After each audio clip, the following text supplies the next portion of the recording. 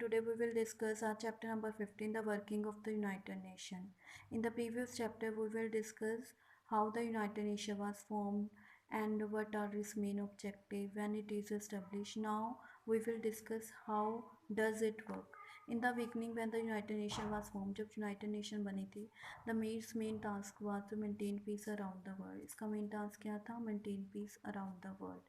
But now it is performing a large number of tasks in the various field of technology, education, health and agriculture. वे बाकी सारे field में भी काम कर रही हैं, एजुकेशन, हेल्थ और एग्रीकल्चर में. Main organ of the UN, main organ क्या है? General assembly, security council, economic and social council, secretariat, international court of justice. First he general assembly, it is the main body of the UN. जो सबसे main body है UN की, main part है, main organ है. It was establish in 1945 under the charter of UN. ये UN के charter के under 1945 में इस्टेब्लिश हुई थी. It has a representative of all the 193 members of the United nation. इसमें जनरल असेंबली की जब मीटिंग होती है उसमें 193 मेंबर कंट्री के 193 रिप्रेजेंटेटिव पार्ट लेते हैं.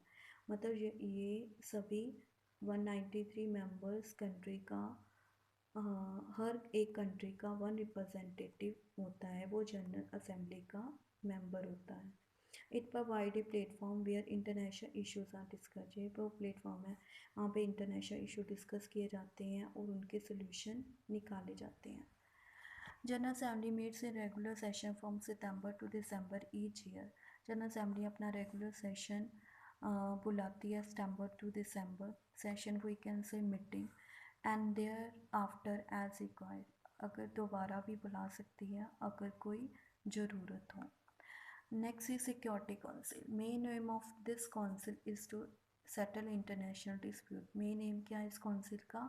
इंटरनेशनल डिस्प्यूट को इंटरनेशनल जो मेंबर्स कंट्री के या दो कंट्रीज़ के बीच में कोई झगड़ा है, जो इंटरनेशनल झगड़े हैं उनको सेटल करना. It is a body which listen to the complaints regarding the dispute among the members country and try to solve them in a peaceful way.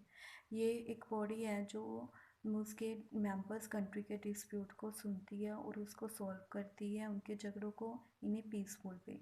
It has 5 permanent member and 10 temporary members. के 5 permanent member हैं और 10 temporary members हैं. Britain, China, France, Russia and USA are is permanent member and temporary members are elected by the member country for a term of 2 years.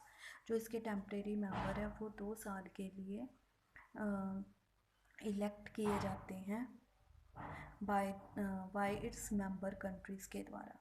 Next is economic and social council. It was establish by the UN charter 1945 के according economic and social council establish हुई है. It have 27 member which are elected by a term of 3 years. इसके 27 member हैं जो 3 years के लिए elect किए जाते हैं बाय द जनरल असेंबली के द्वारा. In this council international economic and social issues such as human rights, population, social development, status of women, science and technology are discussed. इसमें economic and social issue discuss किए जाते हैं जैसे human rights, population, social development, status of the women, science and technology. Secretariat.